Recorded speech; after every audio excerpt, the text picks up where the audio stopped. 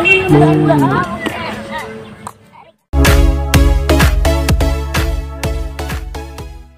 mga kalipa.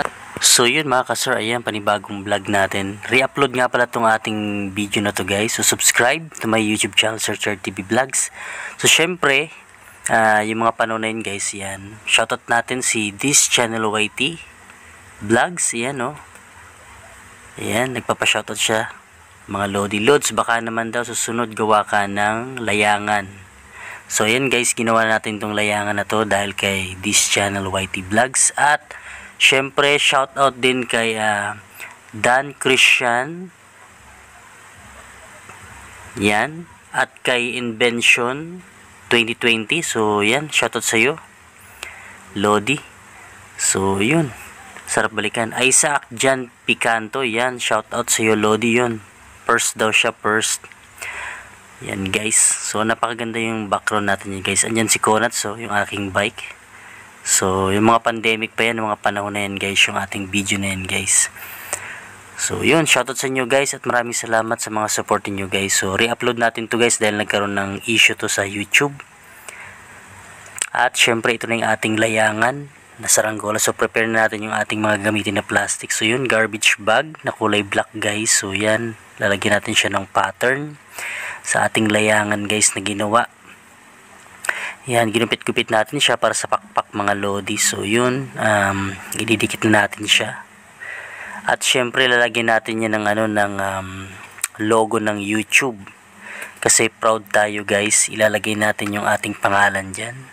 So nabuo na natin yung YouTube na logo guys sa pakpak na ilalagay natin sa ating layangan. So medyo mabusisi yung paggawa ko niyan mga Lodi noong mga panahon na yan guys. Talagang pag gumagawa ko ng pattern, talagang plastic talaga yung ginagawa natin at dinidikit-dikit natin siya step by step. So yun yung pinaka-challenging sa paggawa ng mga design, lalo na kung plastic at mga dikulay talagang gagamitin mo. So yan, dinidikit na natin siya guys gamit yung ating stick glue po yung gamit ko dyan, stick glue. At syempre tinatahi natin siya ng sinulid. So yung baba naman, yung dibuan, yung isusunod natin dyan guys. At merong twist din yan, so lalagyan natin ng ating pangalan. So Sir Chard TV Vlog. So napaka-special ng layangan ang ginawa ko guys, kasi nilagyan ko siya ng YouTube edition ko na Sir Chard TV Vlogs. So medyo napakabusisi talaga niyan mga Lodi. Inabot ako ng gabi sa pag-pattern ng aking pangalan na mailagay ko yung Sir Chard TV Vlog sa ating layangan kite. So napakaganda talaga ng layangan kite guys. So gagawin ko ulit yan, gagawa ulit ako ng ganyan. So hindi pa naman yung pinaka-original na layangan kasi first time kong gumawa ng layangan. So Vietnam kite yan guys, sa Vietnam. So ayan na guys, nagupit-gupit na ako ng ating mga letra. So Sir Chard TV Vlogs guys. So ididikit natin yan isa-isa. So makikita nyo guys kung paano ko siya buuin at paano ko siya ilagay dyan sa layangan kite natin guys. So isa-isa yan. So ididikit ko siya pa isa-isa mga Lodi sa mismong plastic. So yun, dinidikit ko siya gamit yung yung transparent na na tape mga Lodi. At kapag nadikit ko na siya, so syempre yung likod niyan, yan, saka ko gugupitin para makuha natin yung pinaka pattern. So syempre baliktaran yan. So pag nakaganyan siya guys, baliktad siya kung babasahin. Pero pag lumilipad na siya, mababasa nyo yung pangalan natin, yung Sir Chard TV Vlogs. So ang sarap gumawa ulit ng saranggola mga Lodi. So na-miss ko ulit gumawa ng saranggola. So ito guys, nire-upload natin siya. At kapag natapos ko na rin to, gagawa na rin tayo ng mga panibagong vlogs about kites. So abagan nyo mga guys. So dito tayo kasi nag-umpisa mag-vlog simula ng pandemic mga Lodi. So nakaka-excite at excited din ako na gawin ulit tong mga vlogs natin. At with a twist na rin guys, so nag-iisip ako na hindi lang puro talaga saranggola, pero about saranggola siya, pero lalagyan natin siya ng twist. So ayan, binaliktad ko guys. So yun, nabasa nyo na yun guys, yung pangalan natin, Sir Chard TV Vlogs. At syempre ginagawa ko na yung napakalaking sumba sa mga ganitong klase ng saranggola guys. sa Vietnam, yung sumbat nila sobrang laki talaga pag mga layangan kite. So ako, gumawa ako ng sumba na lagpas pa sa pakpak nitong saranggola itong mga lodi. So ayan, napakalupit talaga ng mga taga Vietnam kung paano sila gumawa ng saranggola. So ginaya natin siya mga lodi. So ayan, nagawa naman natin yung ating layangan kite. So napakabusisi lang talaga gawin yan. So yan, nilagyan ko siya ng sarili kong style.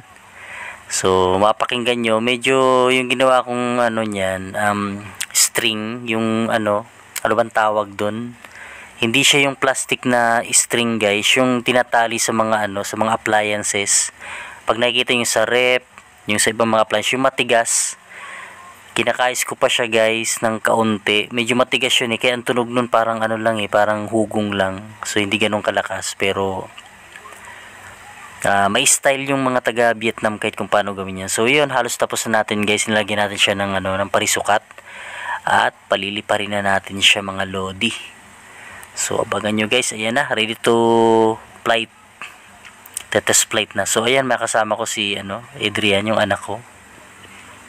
Ayan, si Bugoy at si Aaron. So malaki na ngayon si Aaron. So dyan maliit pa si Aaron, no. So ayan, si Bunso.